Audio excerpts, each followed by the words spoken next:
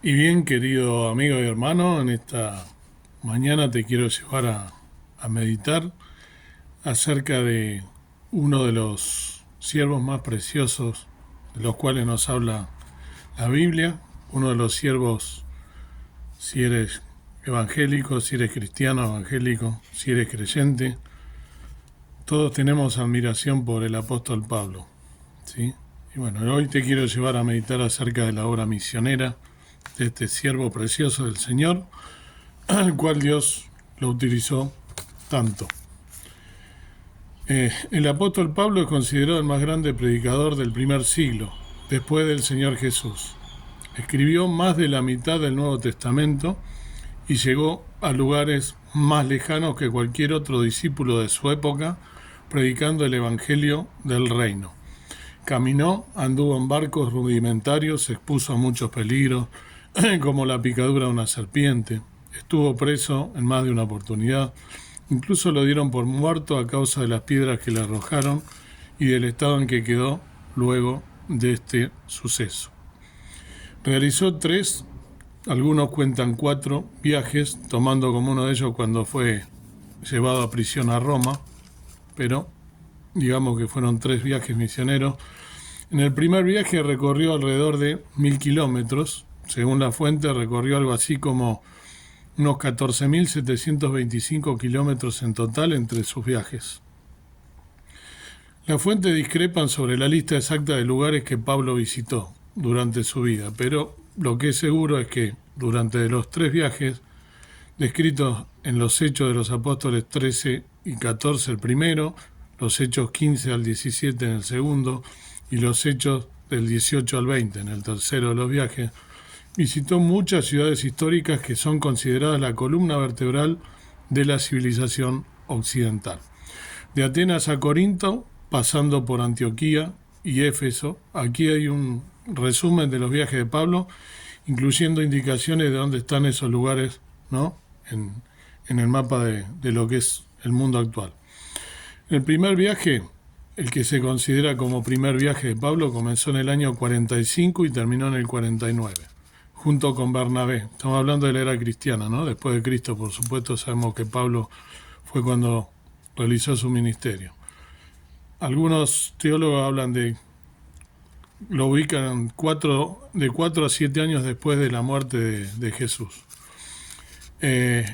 Junto con Bernabé, un judío chipriota convertido al cristianismo, Pablo viajó a través de la isla de Chipre, la patria de Bernabé, predicando el Evangelio en varias sinagogas. Luego zarparon de Pafos, en la costa suroeste de Chipre, y llegaron al puerto de Perga, también se llama Pergue, en Anatolia, la actual Turquía. La antigua ciudad de Pergue, que data de alrededor del año 1000 a.C., en lo que hoy es Turquía, fue una de las primeras ciudades visitadas por Pablo en Asia Menor. Desde Perga llegaron finalmente a Antioquía de Pisidia, donde Pablo comenzó a difundir la palabra entre la comunidad judía local. Inicialmente su mensaje fue muy bien recibido, lo que se concretó en una invitación a hablar durante el Shabbat, el día santo para los creyentes, o Sabbat judíos, pero parte de la comunidad pronto sintió envidia de la fuerte popularidad de que gozaba un predicador extranjero y terminaron expulsando a Pablo de la ciudad. Pablo y Bernabé partieron entonces hacia Konya, una ciudad al sur de Ankara, en la actual Turquía, pero se vieron obligados a partir de nuevo, esta vez hacia la cercana ciudad de Listra. Aquí Pablo sanó a un enfermo y la comunidad pagana local comenzó a creer que había sido enviado por Dios. Sin embargo, muy pronto las mismas personas que se enfrentaron a él en Konya llegaron a Listra e instigaron a un grupo de lugareños a apedrear a Pablo, obligándolo a huir. Llegó luego a la ciudad de Derbe, también en la actual Turquía, y desde allí de vuelta a Listra, Konya y finalmente Antioquía de Siria, en el Orontes, una ciudad de la antigua Siria, ahora en la actual Turquía, desde donde se originó su viaje. Aquí Pablo informa que a través de su mensaje muchos paganos conocieron la palabra de Dios. Segundo viaje. El segundo viaje de Pablo comenzó en el año 49 y terminó en el 52. Esta vez Pablo se puso en camino para revisar las primeras comunidades cristianas que ayudó a fundar durante su primer viaje. Le acompañaban Silas, un miembro destacado de la primera comunidad cristiana, y Timoteo, el hijo de un griego que era un compañero estimado de Pablo. El grupo se dirigió a Listra, luego a través de Frigia, un antiguo reino en río Sangarios o Sangarios en la actual Turquía, luego a Galacia, un área en las tierras altas del centro de Anatolia, también en la actual Turquía, que fue habitada por el pueblo galo del período helenístico, y finalmente a Troa, una ciudad en el noroeste de Anatolia en la actual Turquía. Aquí Pablo tuvo una visión de un hombre pidiéndole que llevara el evangelio a Macedonia, así que luego partió para llegar al continente europeo por primera vez, a través de Samotracia, una isla griega en el norte del mar Egeo, y Neápolis, conocida hoy como la ciudad griega de Cabala, llegaron a Filipos, una ciudad romana en el primer distrito de Macedonia, que hoy día es uno de los lugares Patrimonio de la Humanidad de la UNESCO en Grecia. Pablo llegó a la antigua ciudad de Filipos, en la provincia griega de Macedonia, después de tener una visión de un hombre que lo llamó a difundir el evangelio en la región. Como dije antes, hoy en día el sitio arqueológico de Filipos de la Grecia actual es Patrimonio de la Humanidad de la UNESCO también. Aquí Pablo disfrutó de la hospitalidad de Lidia, una mujer que trabajaba como comerciante de telas púrpuras de la ciudad de Tiatira. No obstante, un grupo de hostiles locales no tardó en presionar a las autoridades para que arrestaran a Pablo y a sus compañeros. Sin embargo, gracias a un terremoto providencial, la cárcel fue destruida y el carcelero pensó en matarse debido a que pensaba que los presos habían escapado. Pablo lo detuvo y el carcelero creyó en Cristo junto a su familia. Este es el famoso relato del carcelero de Filipos, ¿no? Pablo lo detuvo y el carcelero creyó en Cristo junto a su familia. Al final, los magistrados locales se enteraron de que Pablo y sus compañeros de viaje eran ciudadanos romanos y los dejaron oficialmente libres. La comunidad de los filipenses pronto creció hasta convertirse en un importante centro cristiano, al cual Pablo más tarde dirigió la carta de Pablo a los filipenses. Después de Filipos, el grupo llegó a Tesalónica, la actual Grecia septentrional, donde fueron recibidos por Jasón, un judío que se había convertido al cristianismo. Aquí Pablo realizó muchas conversiones, pero se vio rápidamente forzado a irse después de que un grupo de judíos locales denunciara su actividad de evangelización a las autoridades paganas locales. Entonces partieron a Berea, una importante ciudad portuaria de Macedonia, ahora conocida como Beria, en Macedonia, en el norte de Grecia, pero el mismo grupo que los echó de Tesalónica pronto los alcanzó y los obligó a dejar también Berea. El grupo volvió a los caminos y llegó hasta Atenas, que había sido gravemente dañada por los ataques romanos en el año 146 a.C., pero que aún era considerada la capital de la filosofía y el conocimiento de lo que entonces era el mundo conocido. Aquí Pablo conversó con muchos intelectuales públicos, tanto en sinagogas como en plazas públicas, y fue invitado a dar un discurso a los ciudadanos atenienses desde el Areópago, una colina de mármol justo encima de la Acrópolis. Según San Lucas, en Hechos 17, del 11 al 33, después lo pueden buscar, es aquí donde Pablo pronunció su famoso discurso sobre al Dios no conocido, a los pensadores paganos de Atenas. La Acrópolis de Atenas, donde se le pidió a San Pablo que diera un discurso sobre el Dios desconocido a los pensadores paganos de Atenas. De Atenas, Pablo se dirigió a Corinto, capital de la provincia romana de Acaya, en el actual centro-sur de Grecia. Aquí se alojó con el matrimonio cristiano de Priscila y Aquila, que habían sido exiliados por el emperador romano Claudio en el 49-50. En Corinto, Pablo participó en prolíficos discursos que originaron muchas conversiones, pero fue víctima de la hostilidad de grupos judíos locales. No obstante, el procónsul romano Galio adoptó una postura neutral con respecto a la misión religiosa de Pablo y decidió dejarlo libre. Junto con Priscila y Aquila, Pablo zarpó hacia Siria, llegó a Éfeso y de aquí a Cesarea, en el actual centro norte de Israel, para finalmente regresar a Antioquía. El tercer viaje de Pablo tuvo lugar entre los años 52 y 57. Primero regresó a Galacia y Frigia para echar un vistazo a las comunidades que ayudó a establecer durante sus viajes anteriores. Luego zarpó hacia Éfeso, una antigua ciudad griega en la actual Turquía, que en ese momento era la capital de la provincia romana de Asia y hogar del famoso templo de Artemisa Diana, considerada una de las 7 maravillas del mundo. Aquí Pablo bautizó a 12 discípulos que habían recibido previamente un bautismo penitencial por Juan el Bautista y, junto con sus compañeros, ayudó a evangelizar a casi todos los habitantes locales. Una reconstrucción del templo de Artemisa en Éfeso, una ciudad de la actual Turquía, donde San Pablo ayudó a evangelizar a casi todos los habitantes locales durante su tercer viaje. Después de un descanso invernal en Corinto, Pablo regresó a Éfeso, pero la hostilidad de los judíos locales lo obligó a partir hacia Antioquía, Siria. Desde aquí partió hacia otras ciudades griegas, incluyendo las islas de Lesbos y Samos, y llegó a Mileto, en la actual Turquía. Aquí pronunció su famoso discurso dedicado a los presbíteros de la iglesia de Éfeso, en el que recomendó que los líderes de las comunidades que él ayudó a fundar asumieran su misión y preservaran los valores de vigilancia, desinterés y caridad. En el año 58, Pablo decidió dirigirse a Jerusalén, así que emprendió un arduo viaje por mar con paradas en un nuevo puerto casi todos los días, incluyendo las islas de Kos y Rodas en la Grecia de hoy en día.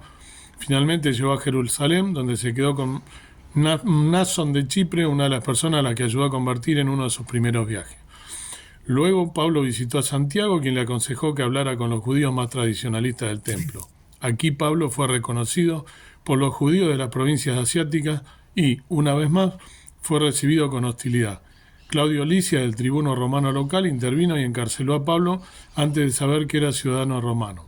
Aquí comenzó lo que muchos llaman la pasión de Pablo, en la que la dedicación de Pablo a su finalmente asesinado, a su misión evangelizadora, en la que la dedicación de Pablo a su misión evangelizadora lo llevó a ser arrestado, golpeado, torturado y finalmente asesinado en Roma por orden del emperador Nerón entre los años 62 y 64.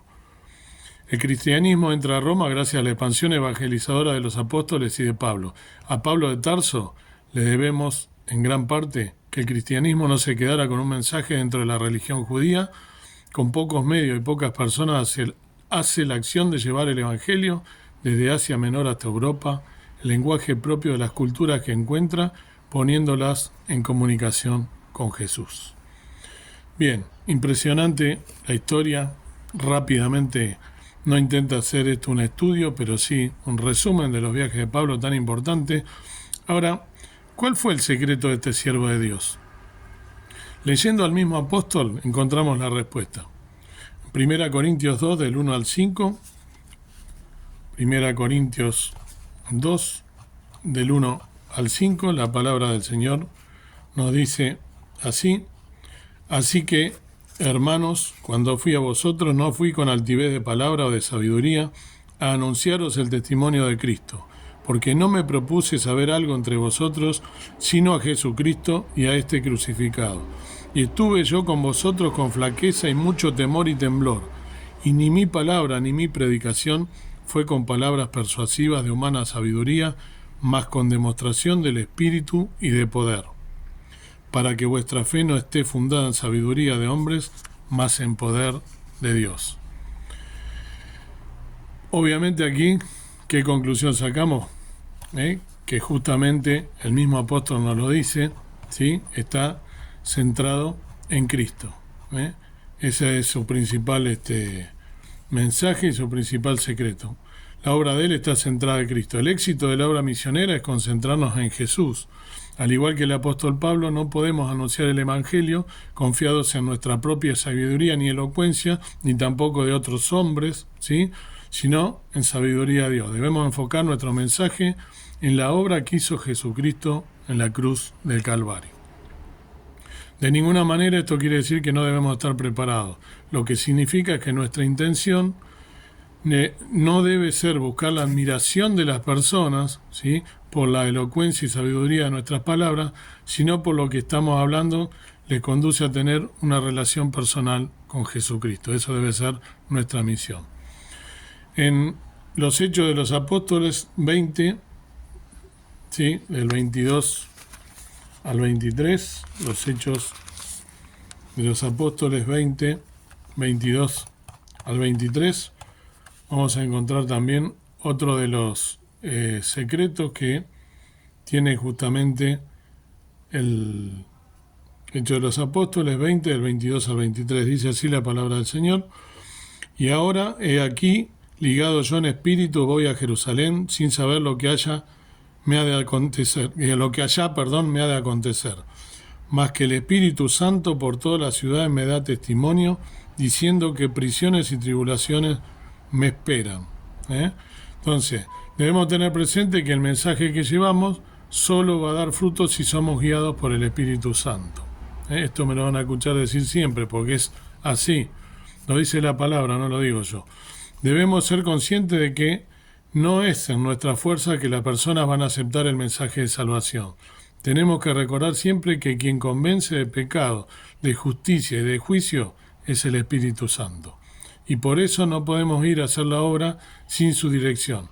El apóstol Pablo conocía esta gran verdad y siempre procuró hacer la obra impulsado por el Espíritu Santo.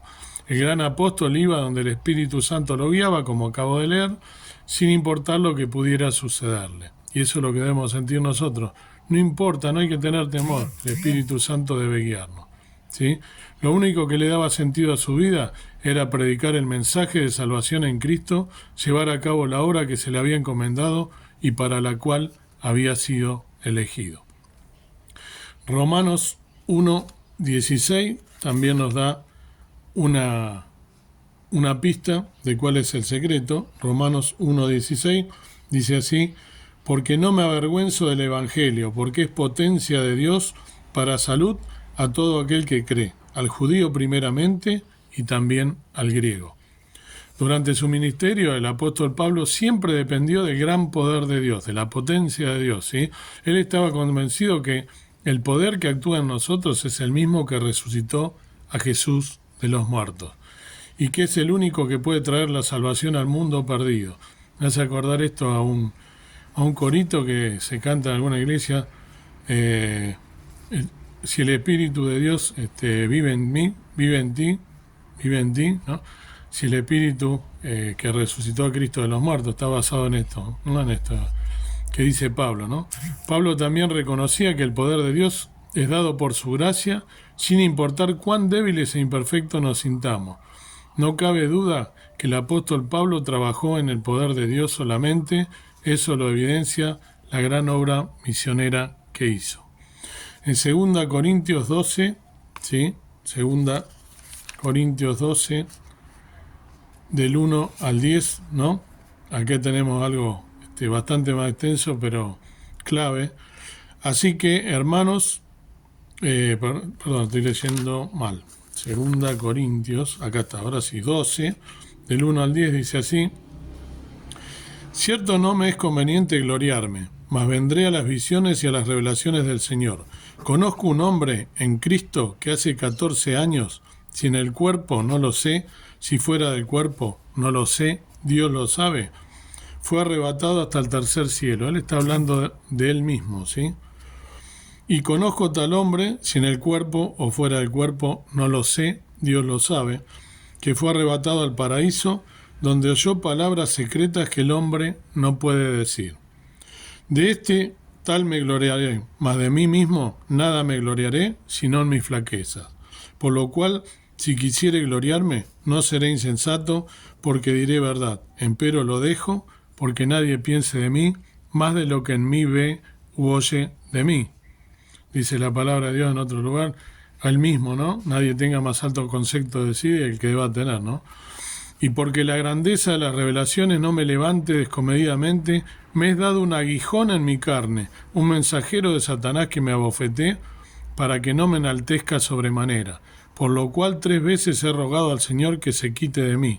Y me ha dicho: bástate mi gracia, porque mi potencia en la flaqueza se perfecciona. Por tanto, de buena gana me gloriaré, más bien en mi flaqueza, porque habite en mí la potencia de Cristo. Por lo cual me gozo en las flaquezas, en afrentas, en necesidades, en persecuciones, en angustias por Cristo, porque cuando soy flaco, entonces soy poderoso. Humildad, por supuesto, ¿no? Puesta de manifiesto aquí. Fíjense que Pablo tenía, ¿no?, para gloriarse, y sin embargo, humildad, entrega, aceptación, ¿sí?, características de este apóstol al cual Dios utilizó tanto. Encuentro con Dios, ¿no? Hay contradicciones acerca del aguijón en la carne del cual habla él, que después le dice un mensajero de Satanás. Algunos hablan de una enfermedad física, otros de problemas de la vista. Sea cual fuese, lo más importante es que Pablo mismo reconoce que ese aguijón fue fundamental para que él no se gloríe, para que no se enaltezca, le pidió 3 veces al Señor, como leí, que se lo quite, y sin embargo le dice, bástate mi gracia, ¿sí? Porque mi potencia no, en la flaqueza se perfecciona. Entonces, ese aguijón fue fundamental para que Él no se gloríe. Esta porción de la palabra nos ayuda a comprender que debemos ser humildes en nuestro servicio a Dios, que nuestro único orgullo es habernos usado por el Salvador para hablar de lo que Él hizo y esperar su respaldo.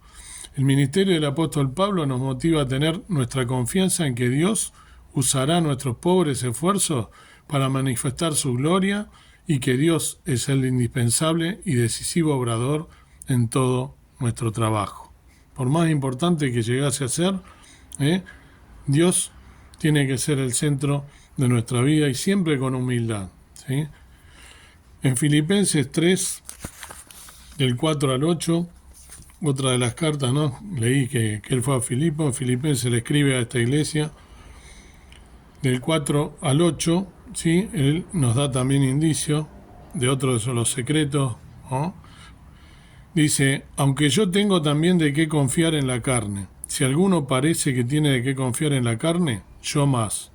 Circuncidado al 8º día, del linaje de Israel, de la tribu de Benjamín, hebreo de hebreos, cuanto a la ley, fariseo, cuanto al celo, perseguidor de la iglesia, cuanto a la justicia que es en la ley, irreprensible. Pero las cosas que para mí eran ganancias, él las reputado pérdidas por amor de Cristo. Y ciertamente aún reputo todas las cosas pérdidas por el eminente conocimiento de Cristo Jesús mi Señor, por amor del cual lo he perdido todo y téngolo por estiércol para ganar a Cristo. Fíjense qué interesante, ¿no? Esta confesión de Pablo, ¿no? Él preparado, porque fue preparado por Gamaliel, por uno de los sabios de la época, ¿no? Al ser judío, los judíos se preparan, él tenía una preparación, no era un don nadie, era bien educado por sus padres, y sin embargo, ¿no? Él todas las cosas que él era judío, ¿no? Perseguidor de la iglesia, como dice, fariseo, o sea que conocía bien la palabra de Dios. Ese conocimiento y toda esa preparación luego le sirve, por supuesto, para hablar del Señor, para hablar de las cosas de la Biblia, ¿no? Que son las importantes a través de su ministerio, cómo esa preparación, cómo Dios prepara el camino, ¿no? Para utilizar ese instrumento que fue tan útil en sus manos, ¿no? Y que todo ese conocimiento de la palabra, fíjense que él durante todas sus cartas siempre se está citando cuestiones del Nuevo Testamento, ¿no? Cita del Nuevo Testamento porque la conocía al dedillo la Biblia, y qué importante que fue esa preparación. Sin embargo, él todas esas cosas, otro podría gloriarse de los estudios que tiene, de todo eso, como dice la palabra, todo eso pasará, todo es efímero. Él lo ha imputado por pérdida, dice acá, por estiércol, porque lo único que interesa, ¿sí?, es ganar a Cristo, almas para Cristo. Entonces, la preparación y el conocimiento de que solo las cosas celestiales son las que sirven. En los Hechos 22:3, ¿sí?, en Hechos 22:3 nos da también otra pista, la anteúltima. Hechos 22:3 nos dice, yo de cierto soy judío, nacido en Tarso de Cilicia, mas criado en esta ciudad a los pies de Gamaliel, enseñado conforme a la verdad de la ley de la patria, celoso de Dios, como todos vosotros sois. Cuando le habla, ¿no?, a los judíos, está ante el tribuno, ¿no?, y él es conocedor entonces de la palabra de Dios, y cuánto le sirvió eso, ¿no?, luego, como dije, en su ministerio que realizó. Y por último, los Hechos 9, del 3 al 6, para mí, lo más importante y fundamental para este ministerio que él realizó y cómo fue utilizado por el Señor Jesucristo, dice, ¿no?, pasaje súper conocido, cuando no era Pablo, era Saulo de Tarso, ¿sí? Todos lo conocemos, pero no viene mal recordarlo. Y yendo por el camino, aconteció que llegando cerca de Damasco, en Siria, súbitamente le acercó un resplandor de luz del cielo, y cayendo en tierra oyó una voz que le decía, Saulo, Saulo, ¿por qué me persigues? Y él dijo, ¿quién eres, Señor? Y él dijo, yo soy Jesús, a quien tú persigues. Dura cosa te es dar coces contra el aguijón. Él, temblando y temeroso, dijo: Señor, ¿qué quieres que haga? Y el Señor le dice: levántate y entra en la ciudad, y se te dirá lo que te conviene hacer. El mismo Señor Jesús se le presenta, ¿no?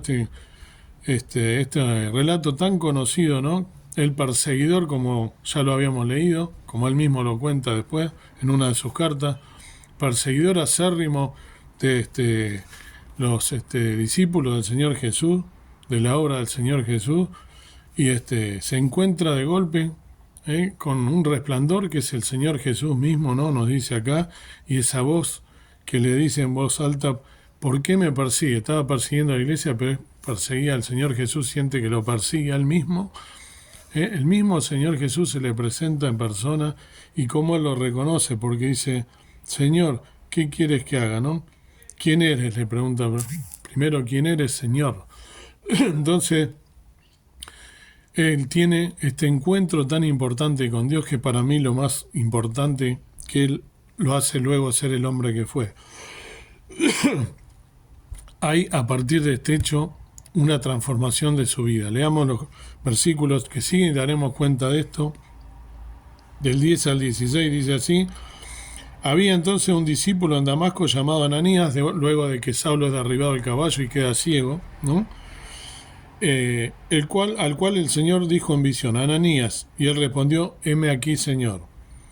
Y el Señor le dijo: levántate y ve a la calle que se llama a la derecha, y busca a casa de Judas a uno llamado Saulo de Tarso, porque aquí él ora. Fíjense, estaba orando, ¿no? Empieza la transformación de Pablo, o sea, de Saulo en Pablo. Y ha visto en visión un varón llamado Ananías, que entra y le pone la mano encima para que reciba la vista. O sea, Jesús le estaba diciendo a Ananías para que fuese, ¿no? Y le hiciera recuperar la vista. Entonces Ananías respondió: Señor, he oído a muchos acerca de este hombre, cuántos males ha hecho a tus santos en Jerusalén, porque los había perseguido, como dijimos. Y aún aquí tiene facultad de los príncipes de los sacerdotes de prender a todos los que invocan tu nombre. Y él le dijo el Señor, ve, porque instrumento escogido me es para que lleve mi nombre en presencia de los gentiles y de reyes y de los hijos de Israel, porque yo le mostraré cuánto le sea menester que padezca por mi nombre. Fundamental, este encuentro con el Señor, ¿sí? A partir del cual se comienza a transformar su vida, le cambia hasta el nombre, ¿sí? Se convierte en el instrumento tan precioso que él fue en las manos del Señor. El Señor lo moldea, lo prepara, ¿sí? Inclusive, algo que no muchos saben, ¿no? Los teólogos dicen, inclusive en la Biblia se relata, creo que en el libro de Gálatas está, que él fue a Arabia, al desierto, y en ese desierto él se preparó antes de su ministerio. Esto hay pocos que lo mencionan. El desierto ya lo he mencionado en otros videos. El desierto es un lugar apartado, un lugar donde Dios a más de uno de sus siervos lo ha llevado. El Señor mismo ha estado en el desierto, ¿sí? Cuando le aparece Satanás y lo tienta, ¿se acuerdan? Lleva a la gente que va a utilizar, a muchos instrumentos los lleva al desierto, que es apartado, para que allí ellos escuchen la voz del Señor, lo que les quiere decir. Y esto Pablo mismo lo relata. Es decir, él a partir de este encuentro personal con el Señor comienza a cambiar su vida. Hay una obra de transformación y pasa a ser del acérrimo perseguidor de la iglesia a ser un instrumento en sus manos entregado al Señor Jesús y a su obra para hacer, en primer lugar, llevar la palabra a los judíos y luego a los gentiles, o sea, a los que no son judíos, y sabemos quién fue Pablo. La pregunta que te quiero hacer para ir finalizando es: ¿y tú? ¿Tuviste un encuentro personal con el Señor? Puedes ser cristiano de años, ¿sí? Eso no quiere decir nada. Una cosa es ser religioso, ir al templo, escuchar la palabra. Mucha gente de muchos años cae en ese vicio de cumplir con el Señor, ir al templo, a lo que llamamos mal iglesia, al templo, y pensamos que con eso ya está, ya cumplimos, escuché la palabra, ya está, con eso, y después salgo de la iglesia y sigo mi vida, sigo enfrascado en este mundo, mirando televisión, Y eso no es lo que el Señor Jesús quiere. Por lo tanto, te invito a que tengas, si no lo has tenido, un encuentro personal con el Señor y que realmente, como Pablo, sea tu vida transformada. Dios quiera que sea así y que haya una transformación y te conviertas en un siervo, en una sierva útil para la obra del Señor Jesús.